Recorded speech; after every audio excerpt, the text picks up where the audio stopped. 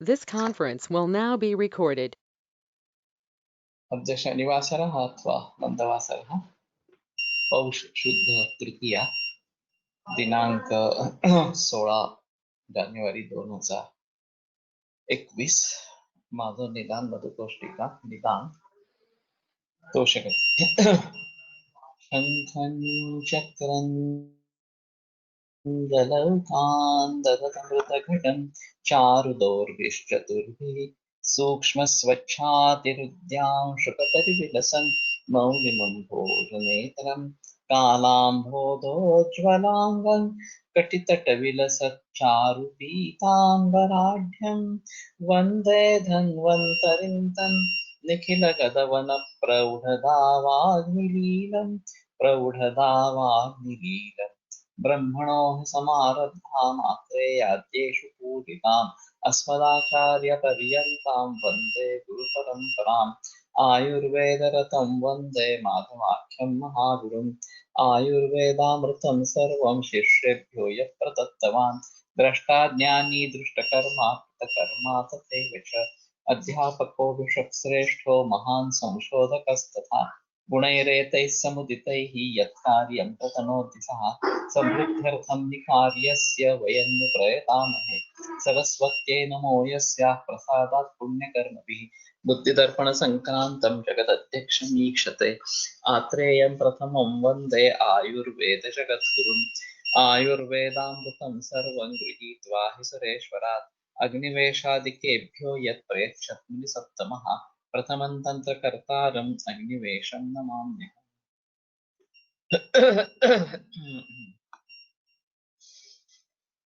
हे सुश्रुत ते बंद करवा कळतच नाही खरं काय होतं तसं.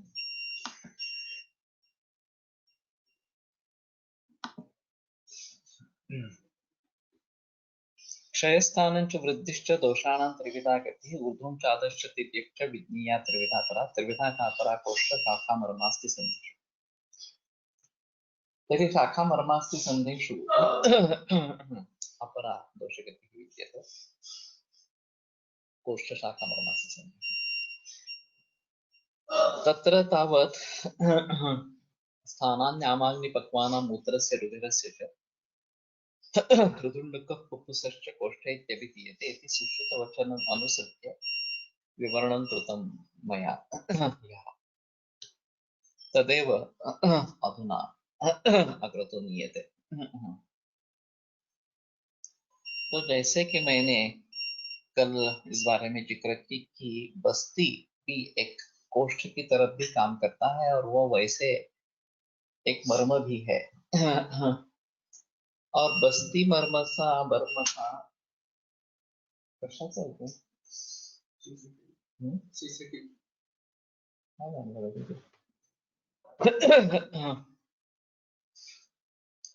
हृदय मर्मसी संबंध होता है और बस्तीय कोष्ठ जैसा काम करता है, खास करके सीसीएफ में।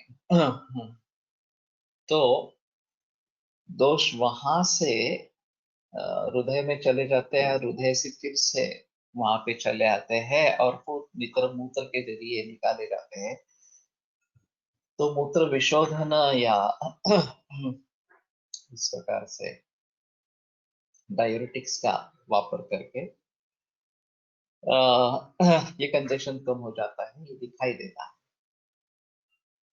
तो इन सभी के बारे में थोड़ा सा सोचना पड़ेगा। अभी शिरस से बस्ती का संबंध है या नहीं है ये देखा नहीं गया, लेकिन आंखों में प्रेशर बनता है तो डायमॉक्स करके दवा दी जाती थी जब मैं ताराचंद में पढ़ता था, शायद अभी भी वो प्रचलन में हो। तो ये डाययूरेटिक दवा है और उसके जरिए खास करके आंखों में जो प्रेशर बढ़ा है पानी का वो कम हो जाता है। अभी हाइड्रोसिफेलस में इस प्रकार की कोई जिक्र नहीं की गई और हाइड्रोसिफेलस में डायूरेटिक्स का प्रयोग करके उसको निकाल देना ऐसा नहीं सुना है, देखा है।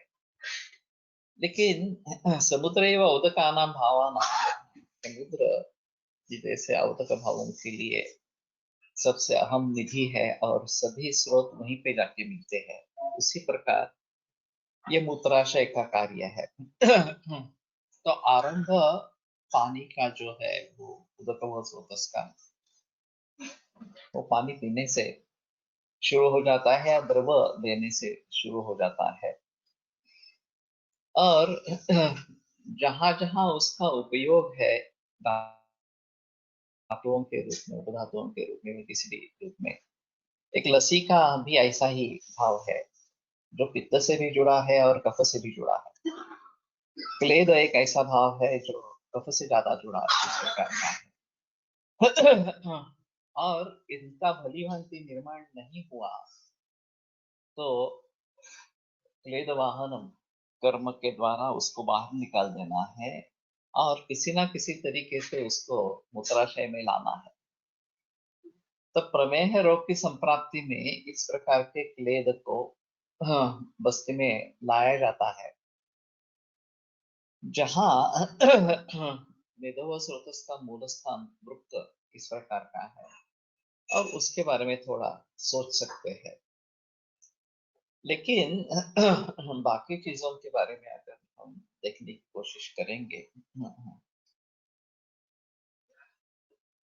तो जल महाभूत का पचन होना आवश्यक है, उसके लिए उदित व स्रोत स्वतंत्र निर्धारित इस प्रकार का है, और उसके जरिए ये बस्ती यहाँ पे कोष्ठ जैसा काम करता है, वहां से दोष मर्म स्थान में चले जाते हैं, शाखाओं में चले जाते हैं, और फिर से वहां पे आने से निकाल दिए जाते हैं। शाखाओं की बात मैंने प्रमेह के बारे में जो शोध निर्माण होता है उसके बारे में कही थी, और खास करके मर्म के बारे में हृदय मर्म का प्रचलन काफी है, या डायमॉक्स, इस ड्रग के जरिए इसका कुछ संबंध आंखों से इस प्रकार का है, प्रेशर बढ़ने का इस प्रकार।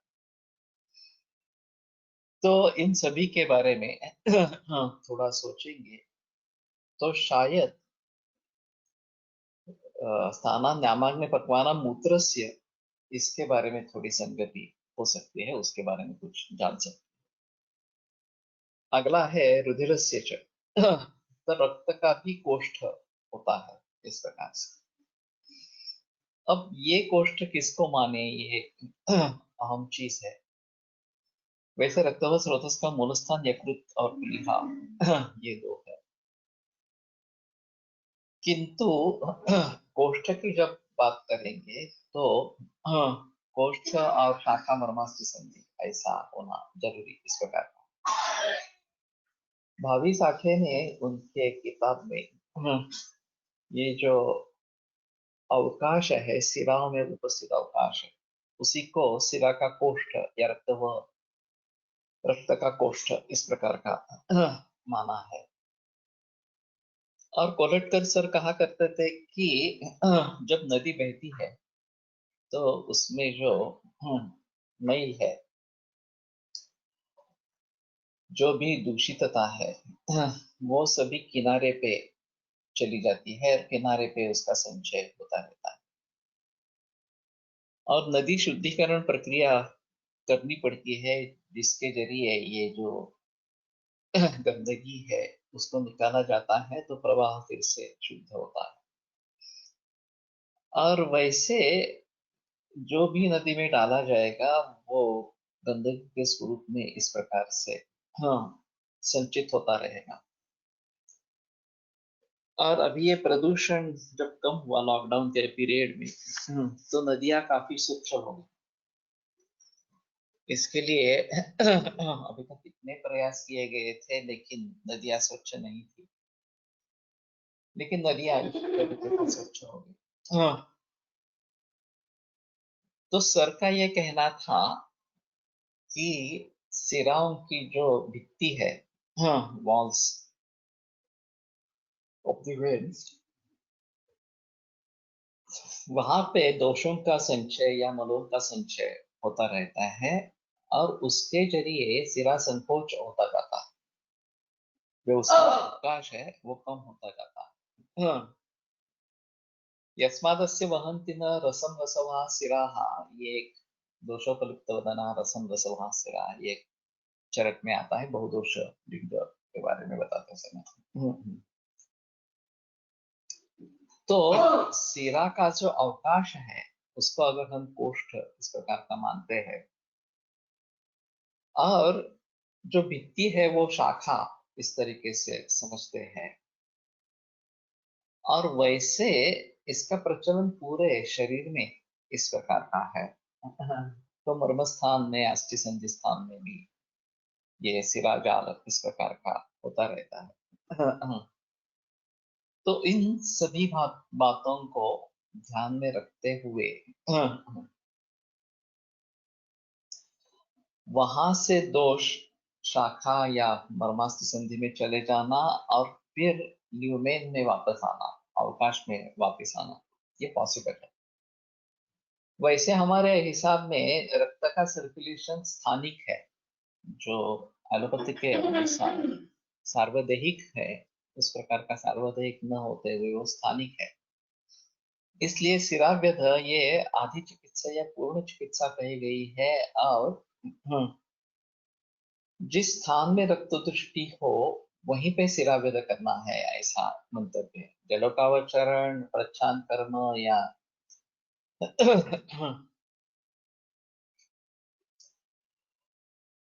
इस प्रकार से तीक्ष्ण शस्त्र से रक्त मोक्षण करवाना शुभ अलाभों के जरिए, ये तो स्थानिक ही है, उसमें कोई संदेह नहीं। लेकिन सिराव्यध भी स्थानिक इस प्रकार का ही है, तो रक्त का सर्कुलेशन स्थानिक होता है हमारे हिसाब से, और वहां के दोष इस सिराओं के द्वारा, उसके कोष्ठ के द्वारा शाखाओं में पहुंच जाते हैं, और सिराव्यध जब करेंगे या रक्त मोक्षण करेंगे तो रक्त के साथ दोष निकाले जाते हैं बाहर, और एक शुद्धि इस प्रकार की दोषों की होती है। तो ये सबसे आसान तरीका है थोड़ा सा, कि अशुद्ध रक्त को निकाल देना, और उसमें शरीर की प्रवृत्ति होती है कि पहले दुष्ट रक्त जो है वो बाहर निकले।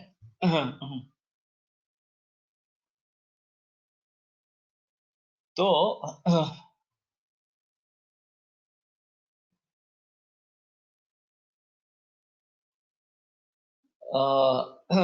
रक्त के बारे में रुधिराशय क्या है, ये अहम चीज रहेगी। और वो शायद रक्त शिरा का जो अवकाश है वो कोष्ठ है, और भित्ति जो है वो शाखाएं इस प्रकार की है। और तस्योष्मणा द्रवो धातु धातु धातु प्रसिच्यते, ये जो संप्राप्ति बताते हैं, तो सीधा वहां से धातुओं तक अप्रोच है दोषण की। वैसे धातुओं के अंश पिघल कर रक्त में आ सकते हैं, उसी प्रकार रक्त में से दोष धातुओं में चले जा सकते हैं, और जिस अवयव के संबंध में ये रहेगा वो अगर मर्म स्थान है तो मर्म स्थान में भी जा सकते हैं, ऐसा थोड़ा सा। और वहां से फिर से वापस इसमें सिरा में आ सकते हैं। तो जब संधिवात या अम्वात, इसमें संधि में उष्ण स्पर्श दिखाई देता है, और शीतोष्ण स्निग्ध रूक्षाद्य रूपक्रांताश्रय गदा सम्यक् साध्यानि सिद्ध्यन्ति तेष रक्त प्रकोपजाः तेषु श्रावयितुं रक्तम् उद्युक्तं व्यधेत् शिराम्। अगर स्नेहन स्वेदन से जो वात के विपरीत है उतनी राहत नहीं मिल रही, तो समझ लेना है कि ये रक्त दृष्टि है। तो यहाँ लीप एप्लीकेशन करने से काफी फायदा होता है। अगर सूजन है और उष्ण स्पर्श है संधि में, तो रक्त दृष्टि मानकर चलते हैं, और रक्त दृष्टि के कारण अगर जलों का उच्चारण करेंगे तो तुरंत राहत मिल जाती है, दोष निकल जाते हैं वहां से। तो इस प्रकार से रक्त का आशय रुधिराशय, ये एक अहम चीज इस प्रकार की रहेगी। और फिर उसमें से दोषों को निकाला जा सकता है, या वहां से कोष्ठ शाखा मर्मास्थि संधि गति, ये सोच सकते हैं। कलकत्ता में हारान चंद्र करके एक वैद्य 100 वर्ष पहले हुए थे, और उनकी खासियत थी सिर्फ सिरादत। और उस जमाने में, जबकि 100 वर्ष पूर्व की बात, वो लोगों को कहते हैं कि अगर आपको 3 महीने में ठीक होना है तो 50 रुपए लगेंगे, 2 महीने में ठीक होना है तो 100 रुपए लगेंगे, 1 महीने में ठीक होना है तो 300 लगेंगे, 15 दिन में ठीक होना है तो 400 लगेंगे। और सिर्फ सिरावेद की प्रैक्टिस करते हैं। हाँ, तो ज्यादा मरीज तो नहीं रहते थे, क्योंकि ये बहुत ही महंगी चीज है, हाँ, उस जमाने के लिए। लेकिन जब उनकी मृत्यु हुई तो उनके बैंक अकाउंट में 6 लाख रुपए मिले। और उस जमाने में इस 6 लाख की कीमत क्या होगी, आप अंदाजा नहीं लगा सकते। हाँ, तो तस्मात् चिकित्सार्थ इति प्रतिष्ठा कृष्णा चिकित्सा भी चलो स्थिर ही। हाँ, कृष्णा चिकित्सा भी बसती है, ऐसा कुछ लोगों का मानना है। अब सिर्फ इसी के आधार पर अगर चिकित्सा होती रहती है तो भी सभी लोगों को हम ठीक ठीक कर सकते हैं, ऐसा थोड़ा सा उसमें है। तो तात्पर्य अर्थ ये है कि हाँ, रक्त के बारे में भी ये सोच सकते हैं, और इसलिए सर का कहना था कि हम जब अब स्कैल्पेल से खून निकालते हैं वो अच्छा तरीका नहीं है, सिराव्यथा करना ही अच्छा तरीका है, क्योंकि जो दोष भित्ति से जुड़े हुए हैं वो सिरावेद में भलीभांति निकल जाते हैं। हम जब निडल इंसर्ट करते हैं, स्कैल्पेल इंसर्ट करते हैं, तो वो बीच वाला हिस्सा पकड़ लेती है रक्त के स्रोत का, उसमें ज्यादा दोष नहीं निकलते। जो बाजू के भित्तियों में चिपके हुए हैं उनको अगर निकालना है तो सिरावेद यही सबसे अच्छा तरीका है। लेकिन इसमें प्रैक्टिस होनी चाहिए, और अगर भूल हुई तो तकलीफ होती है। यूं वेदांत वैद्य और वेद स्कोलटन ने काफी सिरावेद इस प्रकार से किए हैं। मुझे बाकी लोगों के बारे में पता नहीं है कि सिरावेद इस प्रकार के ट्रीटमेंट और किसी ने इस प्रकार से किए हैं। तो ये एक अहम चीज रहेगी कि मूत्र से रुधिर से जल। हाँ, फिर आगे का है हृदय, ये भी एक कोष्ठ है इस प्रकार। अभी हृदय तो हमें सभी को मालूम है कि वो मर्म स्थान है, इसमें कोई संदेह नहीं है, सद्य प्राण हर मर्म है। फिर भी हृदय एक कोष्ठ के जैसा काम करता रहता है। और वहां से दोष शाखा मर्मास्थ संधि में भी चले जाते हैं, और वहां से वापस फिर से हृदय में आ सकते हैं। अब हृदय से कहा जाएंगे, कोष्ठ है अगर ये, हाँ, तो संभवतः हृदय आमाशय द्वार इस प्रकार का कहा गया है, तो इसमें फिर वो कोष्ठ आमाशय कोष्ठ में प्रवेश कर सकते हैं। ये एक हो सकता है अगर उस सूत्र का हम अर्थ ध्यान में लेंगे। और खास करके हृदय मन का स्थान है, ओजस का भी स्थान है। तो जहां मानसिक कारणों के जरिए संप्राप्ति होती रहती है, चिंता, क्रोध या अवसाद वगैरह, विषण्णता वगैरह वगैरह, इस प्रकार के चीजें हो सकती है, वहां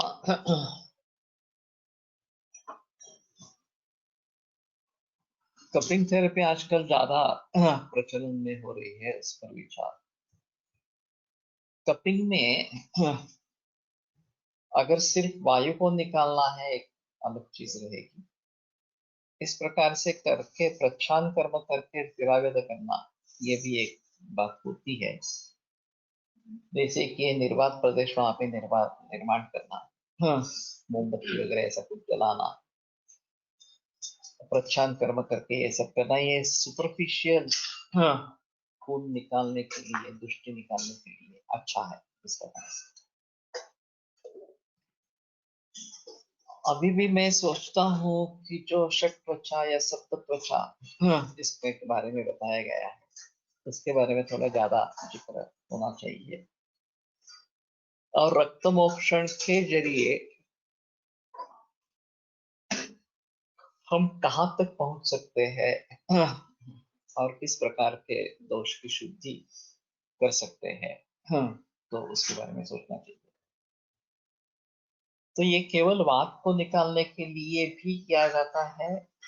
गुल्म के बारे में भी इस प्रकार का कपिंग का एक रेफरेंस है, और रक्त मोक्षण के लिए भी इनडायरेक्टली कपिंग प्रोसेस की जाती है। निर्वात प्रदेश निर्माण करके खून वहां से बाहर निकल आए इस प्रकार से। तो ये सभी वात के हिसाब से या रक्त के हिसाब से है। और इस प्रकार से वात को खींच लेना, ये एक अलग इस प्रकार का है, जो वायु की चिकित्सा बस्ती के द्वारा तस्मात् चिकित्सा कृष्णा चिकित्सा जो बस्ती रह गई ही आधी चिकित्सा या पूर्ण चिकित्सा बस्ती है, तो ये कपिंग उसके लिए सहायता करता होगा। और अगर ये रक्त के लिए भी कर रहे हैं तो भी रक्त मोक्ष ये भी आधी चिकित्सा या पूरी चिकित्सा है। तो लोकली इसके बारे में हम जरूर सोच सकते हैं, उसका प्रयोग कर सकते हैं, इसमें संदेह नहीं। तो मैं बात कर रहा था हृदय के बारे में और ये आमाशय द्वार कहा गया है। तो उस कोष्ठ से, हृदय कोष्ठ से आमाशय में दोष आ सकते हैं, फिर आगे वमन करा सकते हैं या फिर शमन करा सकते हैं, ये एक आम चीज इसमें रहेगी। और वहां से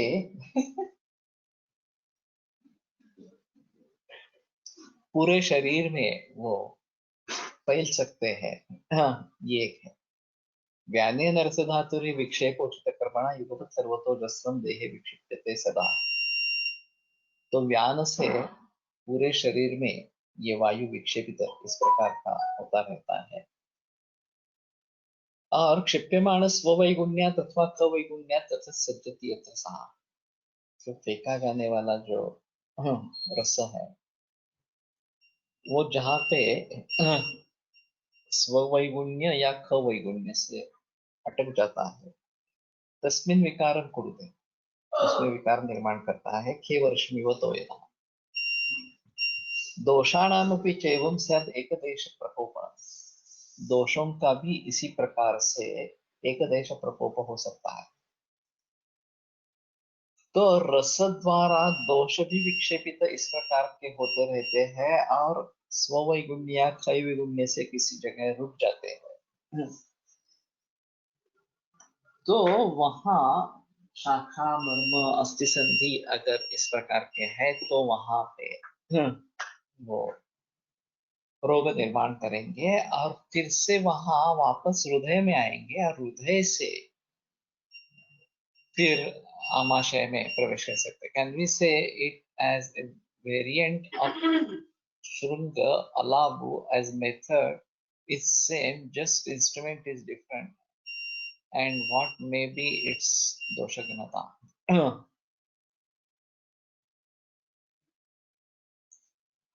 हाँ, ये भी सही है कि श्रृंगा और अलाबु में भी निर्वात प्रदेश निर्माण किया जाता है।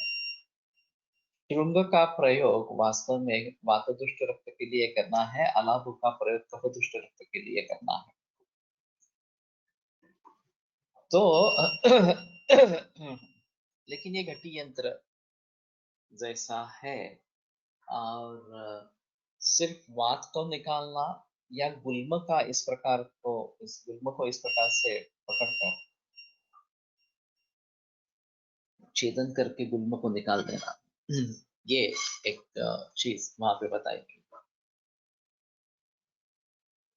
तो कहने का तात्पर्य अर्थ ये है कि व्यान के जरिए भी दोष पूरे शरीर में फैल सकते हैं, शाखाओं में, मर्म स्थानों में आश्रय ले सकते हैं, वहां से फिर से वापिस हृदय में ही आएंगे और फिर हृदय मर्म से आमाशय में, कोष्ठ में आ जाएंगे और फिर उनका शमन या शोधन इस प्रकार का किया जा सकता है। अब जब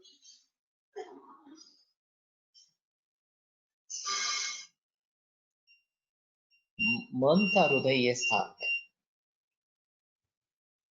और चले वाते चलम चित्तम निश्चले निश्चलम भवे।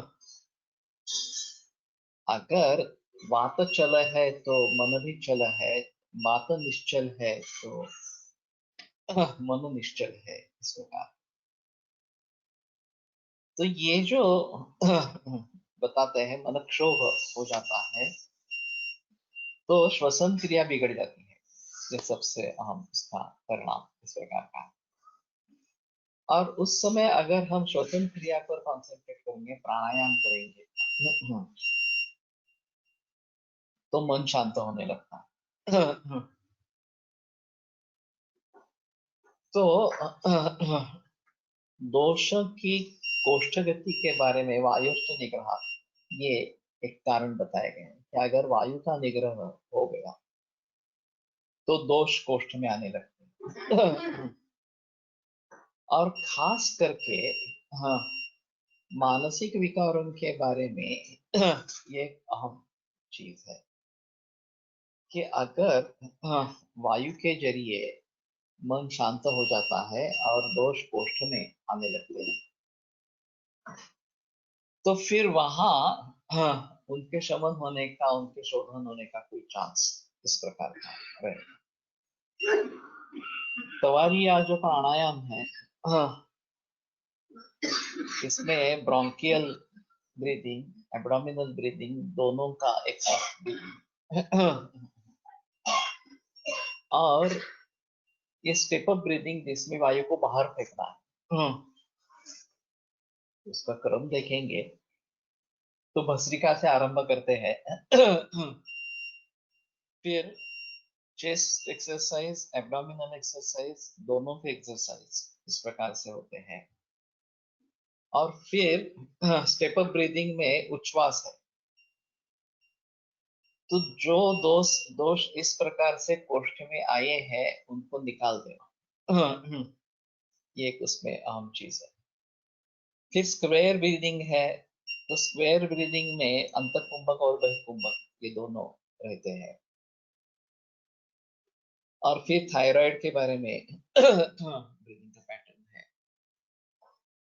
और वो होने के बाद फिर से पांव लंबे करके ये जो चेस्ट एंड एब्डोमेन दोनों का ब्रीदिंग, फिर एब्डोमेन का ब्रीदिंग और फिर चेस्ट का ब्रीदिंग। तो इसमें अहम चीज ऐसी है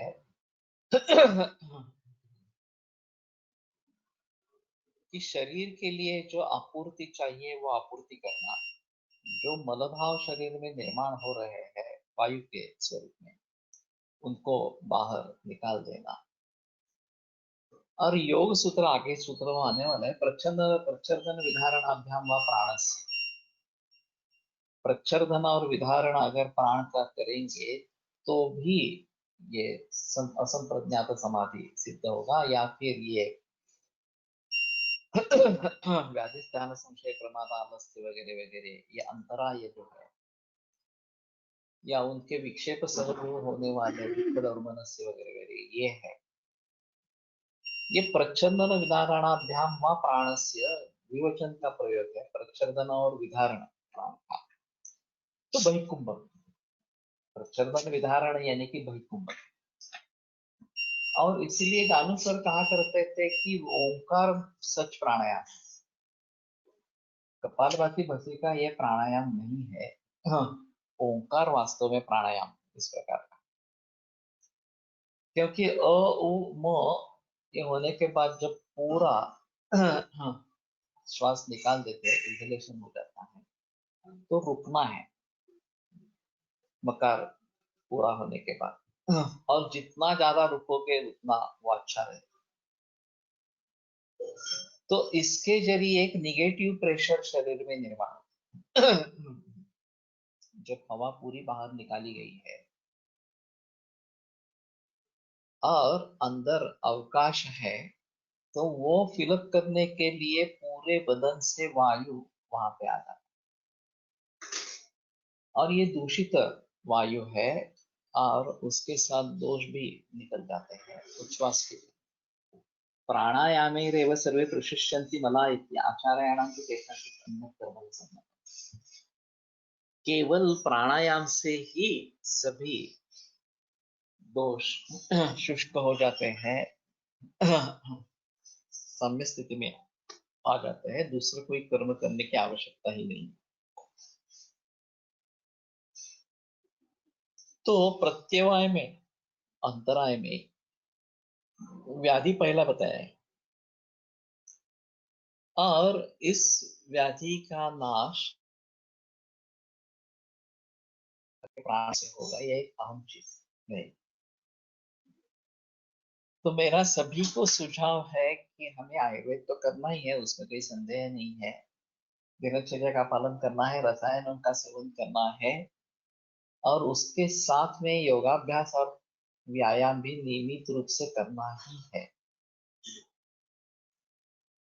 तो जब तक ये बात मन में बैठेगी नहीं तब तक उसका आरंभ नहीं होगा। एक बार हमने निश्चय कर लिया कि ये हमें करना ही है, जैसे हमें रोज खाना खाना है उस प्रकार से हमें रोज प्राणायाम या योगाभ्यास और व्यायाम, ये दोनों चीजें करनी ही है। तो इस प्रकार से अगर हम करेंगे तो व्यान की गति को जो है वो हम कम कर सकते हैं। दोषों को इस प्रकार से फेफड़ों में आने के लिए अवसर प्रदान करते हैं, उनको बाहर निकाल देते हैं उच्छ्वास के जरिए।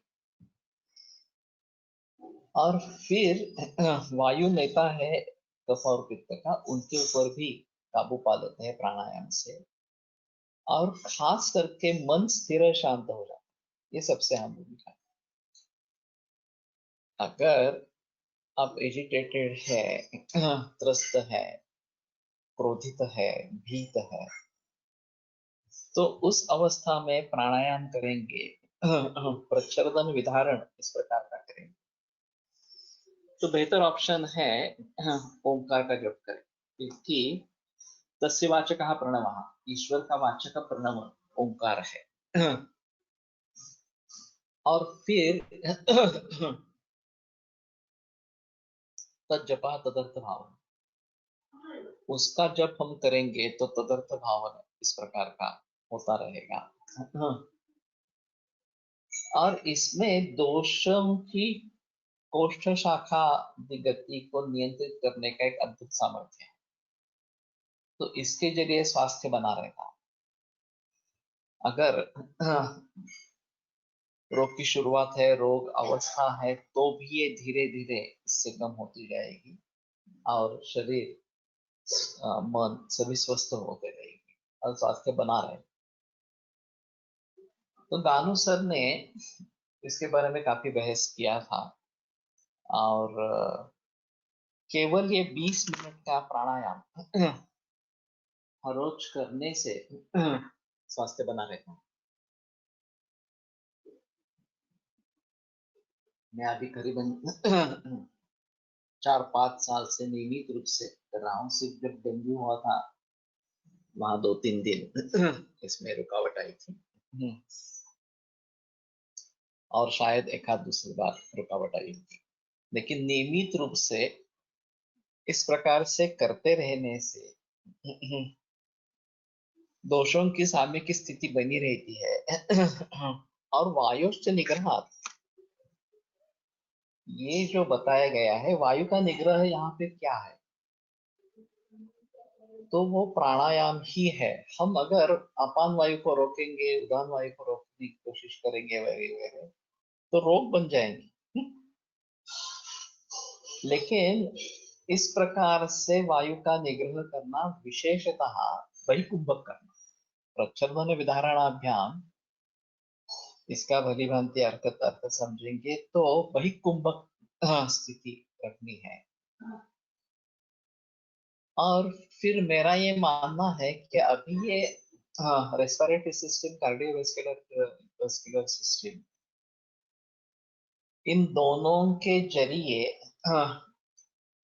ये काम होता रहता है कि हवा अंदर ली जाती है, उसमें से जो ऑक्सीजन है उसको अलग किया जाता है, उसका हीमोग्लोबिन बनता है, हृदय में चला जाता है, हृदय से पूरे शरीर में फैल जाता है, वहां से कार्बन डाइऑक्साइड लेके फिर से हृदय में आता है, फिर से फेफड़ों में जाता है और वहां शुद्ध होके ऑक्सीजनेटेड बनकर फिर से हृदय में आता है। ये रेस्पिरेटरी सिस्टम और कार्डियोवैस्कुलर सिस्टम, इनमें मेल जोल है अभी आधुनिक विज्ञान के लिए। हमारे यहाँ जो अंतःकुंभक या बहिकुंभक की कल्पना है वो उससे थोड़ी अलग है। एक मिट्टी का घट, उसमें हम पानी भर के रखेंगे तो उसमें से स्राव पानी का होता रहेगा, पानी बाहर निकलता रहेगा। तो ये अंतःकुंभक जैसी कल्पना है कि जो वायु हमने फेफड़ों में लिया है वो पूरे बदन में फैलता इस प्रकार का रहता है। और जब हम बहिकुंभक करते हैं तो पूरे शरीर से वायु वहां पे आ जाता है और फिर उच्छ्वास के जरिए बाहर निकाला जाता है। ओंकार के उच्चारण करके बाद मेडिसिन लेने से भी ज्यादा फायदा होगा क्या? ओंकार तो उच्चारण करता ही रहना है, उसके बाद मेडिसिन लेना है नहीं लेना है ये अलग चीज है। मेडिसिन से फायदा तो होगा, वो अलग चीज है। लेकिन एकाग्र मनसा युक्तम औषधम अमृतायते, ये एक बात कही गई है, कहाँ पे रेफरेंस है अभी मालूम नहीं, शायद अष्टांग संग्रह में है। कि एकाग्र चित्त से अगर औषध लिया जाता है तो वो अमृत जैसा काम करता है। हम एक केवल विधि करना है कि हाँ ठीक है दवा लेनी है इस प्रकार से, तो मैकेनिकली अगर वो फॉलो करते हैं तो एक अलग चीज होगी। तो ये बुराई लगेगा बात।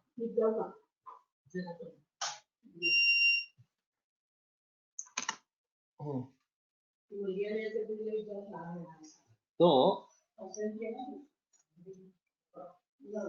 हाँ, मन कॉन्सेंट्रेट होना ये एक अहम चीज है। अभी पहला ही सूत्र योगश चित्तवृत्ति निरोधा, ये जो बताया गया है तो चित्तवृत्तियों का निरोध है। हमारा मन बहुत चंचल है और भटकता रहता है, उसको एकाग्र चित्त करना ये अहम चीज है।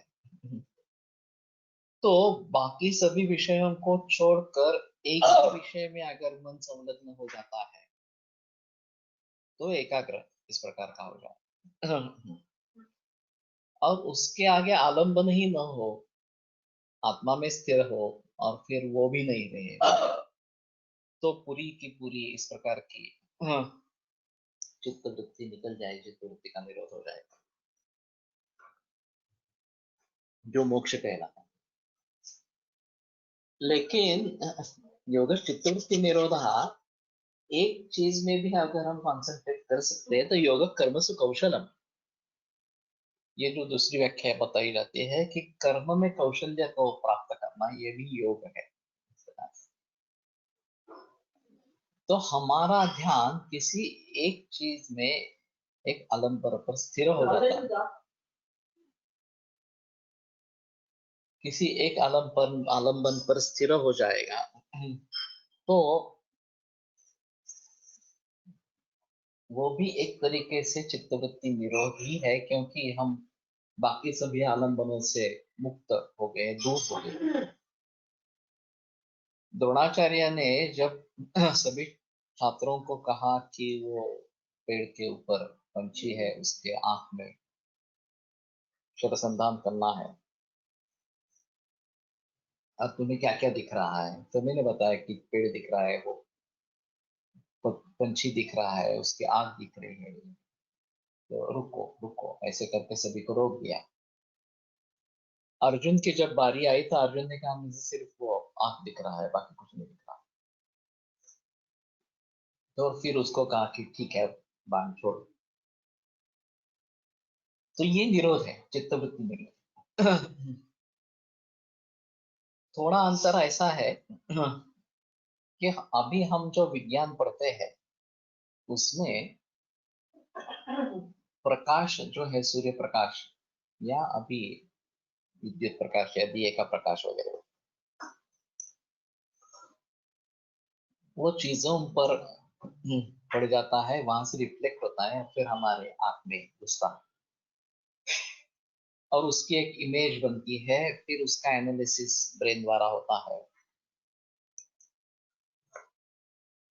और मैं ये देख रहा हूँ, ऐसे मुझे प्रतीति होती है।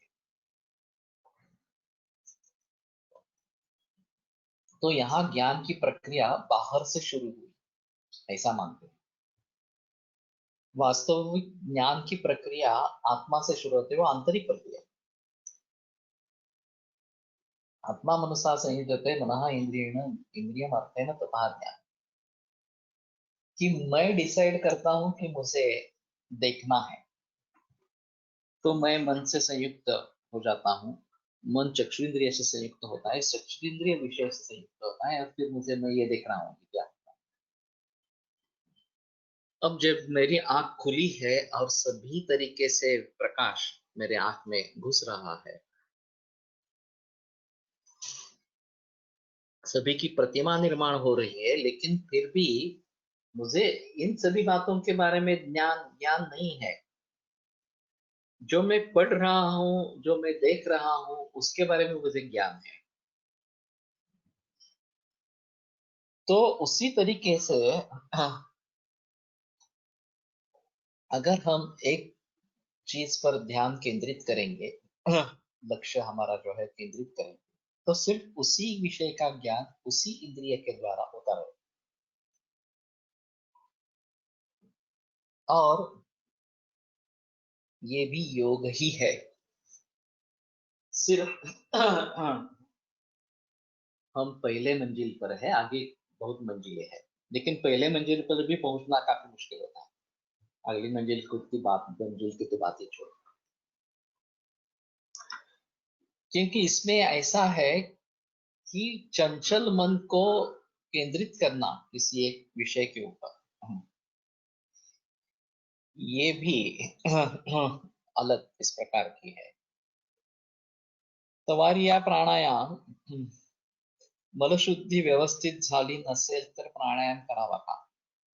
आइडियली नहीं है, प्राणायाम अच्छा नहीं होता है अगर मनोशुद्धि ठीक नहीं होगी। तो अच्छा नहीं होता है। ओंकार के उच्चारण करके बाद बाद मेडिसिन लेने से।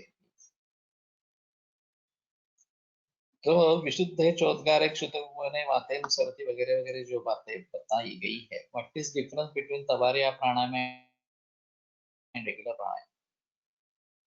तवारिया एक टेक्निक है, जैसे ये श्री श्री रविशंकर का सुदर्शन क्रिया एक टेक्निक है। ये काफी मिलते जुलते हैं, शायद उन दोनों के गुरु एक ही है। श्री श्री रविशंकर को काफी प्रसिद्धि मिली। उनको इतनी नहीं मिली है तवारिया वाले जो है। 3srb.org ऐसी उनकी वेबसाइट है। वो तो नहीं है अभी, जिंदा नहीं है, लेकिन उनके फॉलोअर्स है, पूरे विश्व भर में है। तो इसमें व्यायाम भी होता है।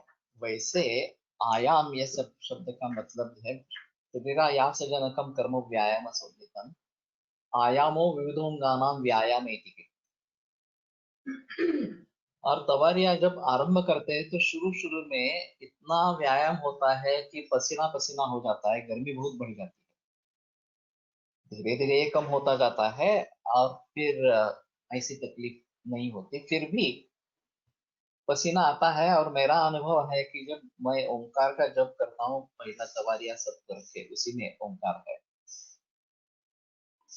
तो पसीना निकलता रहता है। इस प्रकार ठंडी के मौसम में भी निकलता रहता है। तो दोष की जो कोष्ठ से लेकर शाखा मर्मास्थ संधि में गति, और फिर से उसका वापिस आना और शमन होना, और खास करके वायु के बारे में, वायु बाहर निकल जाना, जो स्टेप अप ब्रीदिंग है उसमें वायु हम बाहर फेंक देते हैं इस प्रकार से। तो ये थोड़ा अजीब तरीका है, लेकिन ये काम करता है, इसमें कोई मुझे संदेह नहीं है। और खास करके पाँव को प्रसारित करके जो कोष्ठा और ये एब्डोमेन एंड thoracic, ये दोनों का ब्रीदिंग होता रहता है, तो गानू सर का कहना था ये त्रिदोष स्वास्थ्य निर्माण करने वाला, इस प्रकार का बताया गया है। गानू का ये एक्सप्लेनेशन है गानू सर का। अंतःकुंभक और बहिकुंभक को एक्टिव और पैसिव रेस्पिरेशन से भी कुछ संबंध जुड़ सकता है।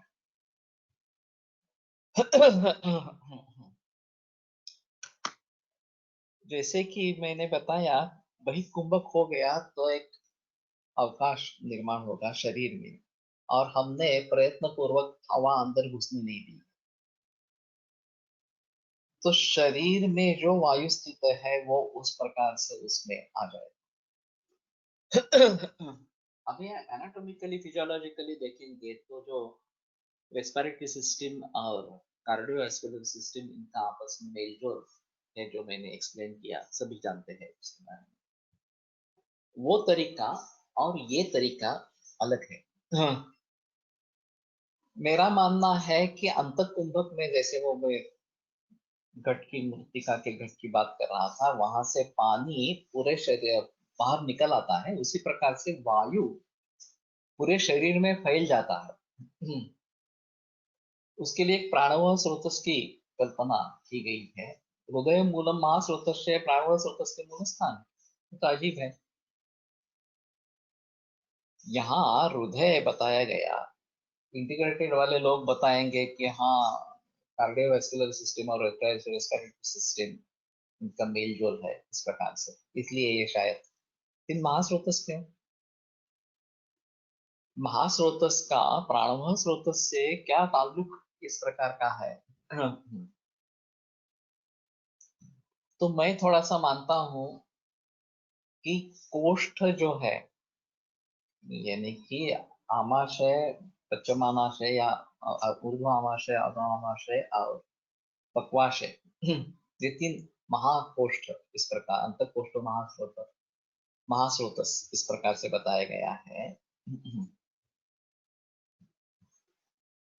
तो वहां से वायु इन सभी कोष्ठों में पहुंच जाता है, और फिर वहां से वापस महास्रोतस में चला, प्राणवायु स्रोतस में चला जाता है। हृदय के जरिए भी ये पूरे शरीर में फैल जाता है रस के द्वारा, और फिर से वापस हृदय में आता है, और फिर बाहर निकल जाता है। नहीं तो हमारे हिसाब में प्राणवायु स्रोतस का मूल स्थान हृदय और महास्रोतस, इसकी संगति कैसे लगाए? ये कैसे समझे? ये एक अहम चीज है। और दूसरी बात ऐसी है, प्राण शोणित ही अनुवर्तते। हाँ, ये जो पंक्ति 24वें अध्याय में आई है, हाँ, उसकी संगति हम कैसे लगाएं? ये एक अलग चीज इस प्रकार की है। विधनाश्रतम जातम शुद्धम भवति देहनाम देश कालोक सात्म्यानाम विधि प्रकाशित। विधि से अगर रक्त निर्माण होता है तो शुद्ध हो। विधि क्या है? देश काल ओक सात्म्य, इस प्रकार का विधि बताया। तद विशुद्ध में रुधिरम बलवर्ण सुखायुषा एनक्ति प्राणिनम प्राणा शोणिति ही अनुवर्त। और वो शुद्ध रुधिर बल वर्ण सुख आयुष की प्राप्ति कर देता है, जीवन या जीवित व्यक्ति को उससे जोड़ देता है। हाँ। तो इस सभी के अर्थ कैसे लगाएं? अभी श्वासोश्वास की प्रक्रिया केवल फेफड़ों से या फुफ्फुस से जुड़ी हुई है आधुनिक विज्ञान के अनुसार। और जब ये ब्रोंकियल ब्रीदिंग और एब्डोमिनल ब्रीदिंग कहते हैं योगा में, उदर श्वसन इस प्रकार से, तो वास्तव में उदर श्वसन में हिस्सा लेने वाला नहीं है। हवा जो आएगी तो फुफ्फुस में ही आएगी, और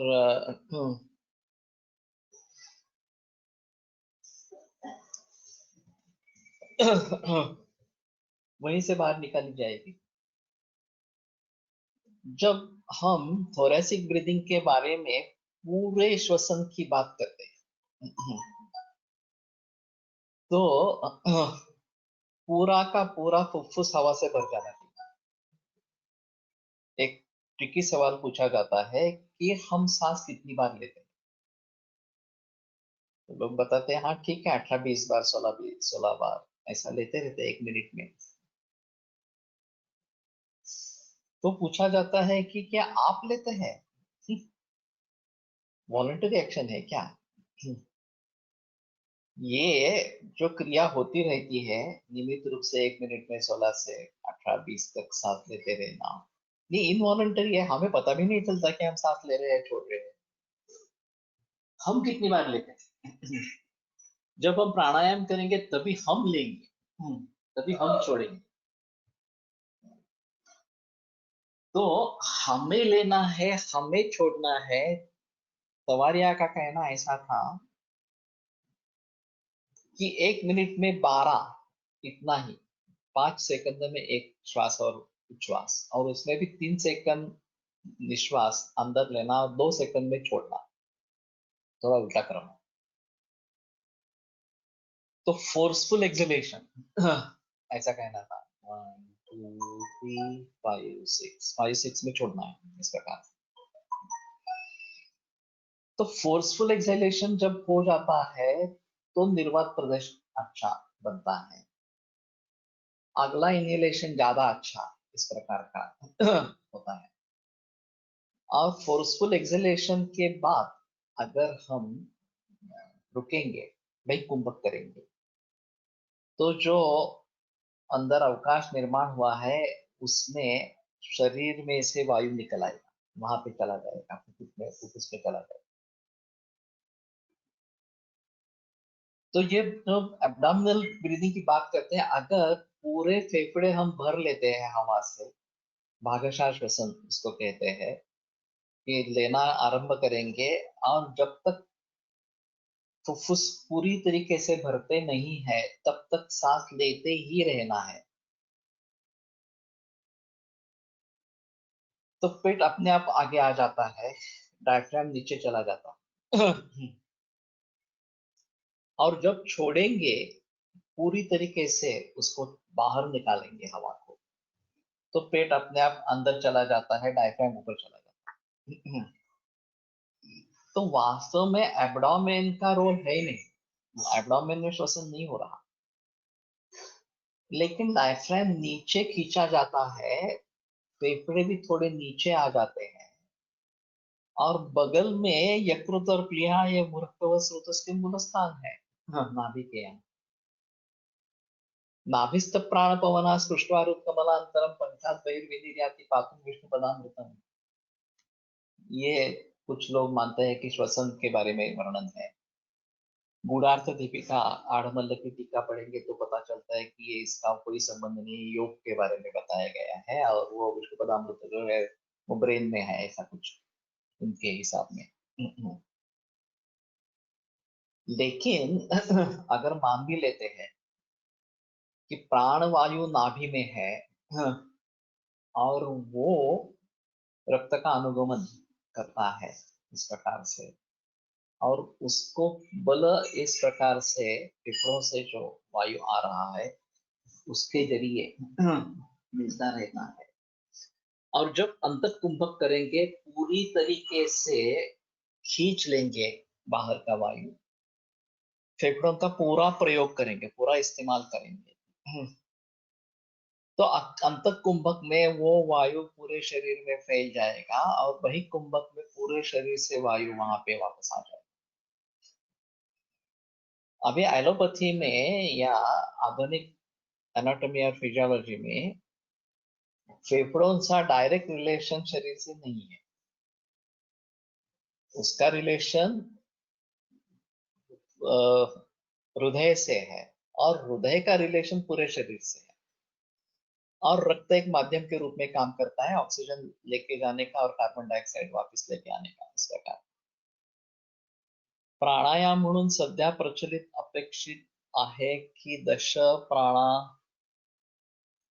आहेत त्यांचा व्यायाम करावा। दश प्राणायाम के बारे में, दश प्राणायतन के बारे में कैसा प्राणायाम होगा ये मालूम नहीं है। और द्वादश प्राण बताए गए, प्राणों की संख्या 12 है, प्राणायतन 10 है। और उनके ऊपर इस प्रकार से किस प्रकार से कार्य होता रहता है ये भी एक अहम मुद्दा है। तो कहने का तात्पर्य अर्थ है ये काफी गहन और गूढ़ इस प्रकार का विषय है और ज्यादा सोचा नहीं गया है। एलोपैथी में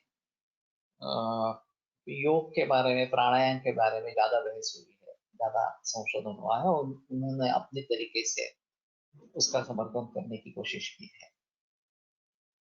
लेकिन हमें भी आयुर्वेद की दृष्टि से इसके बारे में सोचना है। और प्राण शोणित ही अनुवर्तते, प्राण रक्त का अनुगमन करता रहता है, ये एक अहम चीज हमारे हिसाब में है। शाखा कोष्ठ गति ये भी एक अहम चीज इसमें है। और मन, ओजस ये हृदय से जुड़े इस प्रकार के हैं। तो हमारा सिंक्रोनाइजेशन प्राणायाम के साथ या प्राणव स्रोतस के साथ हृदय और महास्रोतस इन दोनों से है। महास्रोतस का तो एलोपैथी में कुछ जिक्र है ही नहीं। कार्डियोवास्कुलर सिस्टम और रेस्पिरेटरी सिस्टम इसमें, रेस्पिरेटरी सिस्टम का कार्डियोवास्कुलर सिस्टम से जोड़ है, महास्रोतस का कोई संबंध नहीं। लेकिन हमारे यहाँ महास्रोतस भी उसमें शामिल इस प्रकार का है। और उसके जरिए ये जो कोष्ठ शाखा मर्मास्थि संधि जो गति है वो नियंत्रित होती रहती है। और अगर हम नियमित रूप से बही कुंभक की प्रैक्टिस करेंगे, इसमें एक अहम चीज ऐसी है कि बही कुंभक की प्रैक्टिस बढ़नी चाहिए। और वो अगर ओंकार के साथ करते हैं तो दोनों हो जाएगा कि तस्य वाचकः प्रणवः, इसकी भी हमें अनुभूति इस प्रकार की, ईश्वर की अनुभूति इस प्रकार की होगी। और वही कुंभक भी होता रहेगा। गानुस्वर जिस प्रकार से ओंकार करते हैं वो एक बार मैं अभी दिखाता हूँ। उसमें अ और उ ये एक एक मात्रिक, म दो मात्रिक, एक मात्रा में सांस लेना है तो एक मात्रा सांस लेना, एक मात्रा एक मात्रा म दो मात्रा, और उसके बाद में रुकना है वही कुंभक में। एक पीरियड 2 सेकंड 3 सेकंड आप जितना ले सकते हैं उतना वो देखो। जैसे कि सांस ली,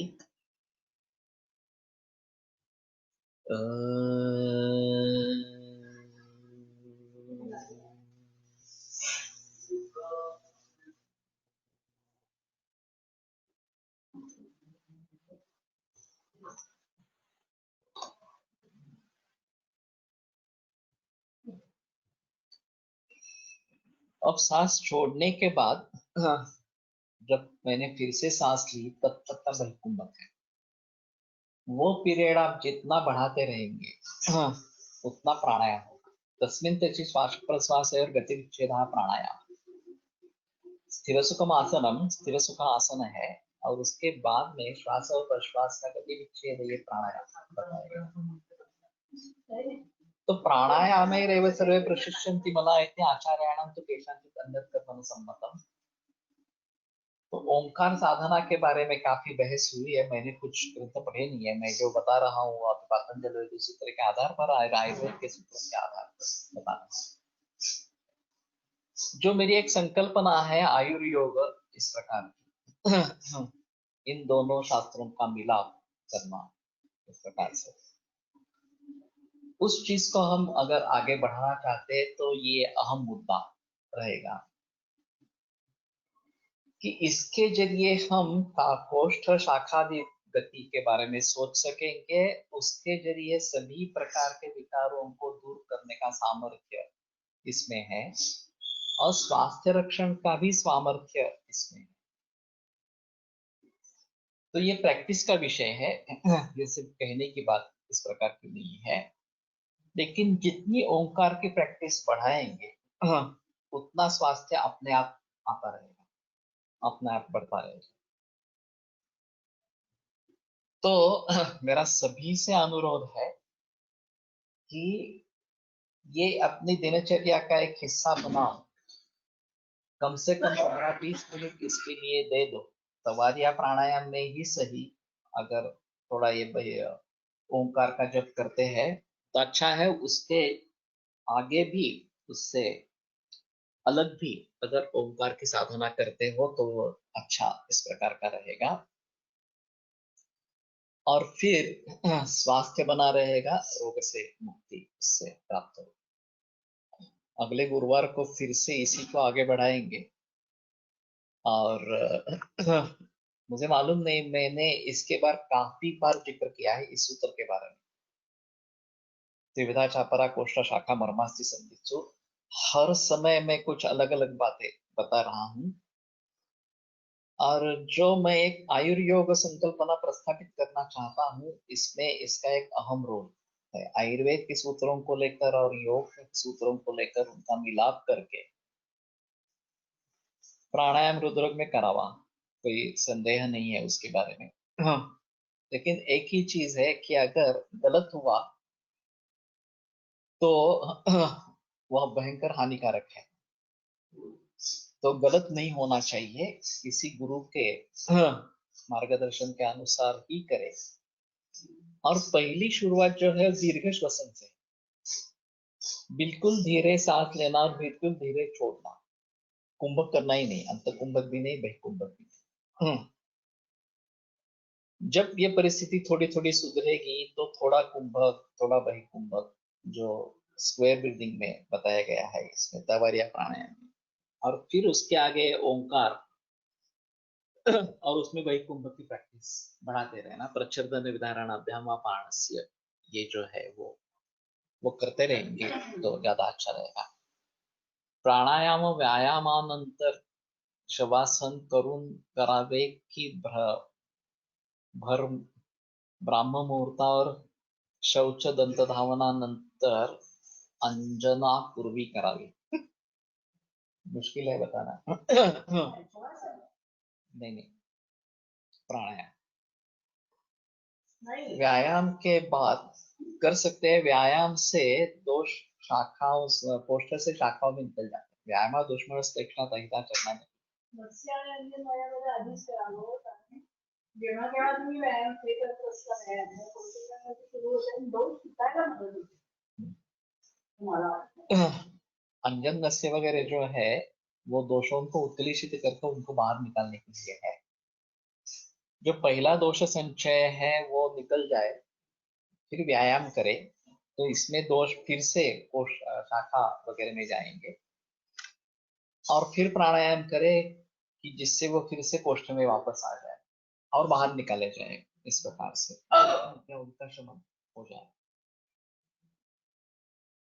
तो ये करना जरूरी इस प्रकार का है और इस प्रकार से करते रहेंगे हर रोज तो दोष ज्यादा बढ़ेंगे नहीं। उसके साथ में नित्यम हिताहार विहार से भी समीक्षकारी विशेष हो सकता है वगैरह, ये तो करना ही है। दाता समझ सकते पर क्षमा आप तो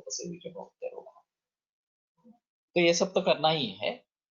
लेकिन नियमित रूप से व्यायाम और योगाभ्यास दोनों करते रहना बहुत जरूरी है और ये निश्चय करने से ही होगा। जब तक निश्चय नहीं करेंगे तब तक नहीं होगा।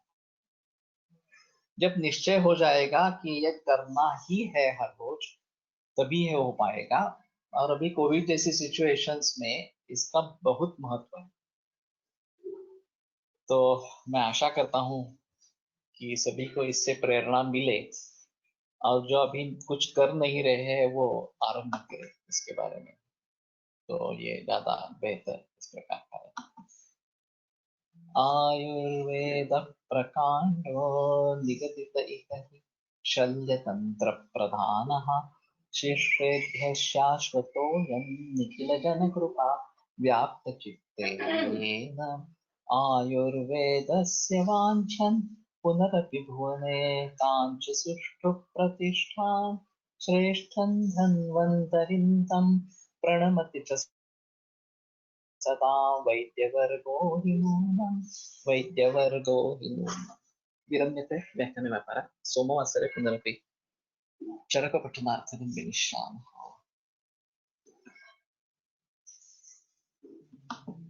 तुमचा आज काय नाही होतं? नाही, आज मी जेवेन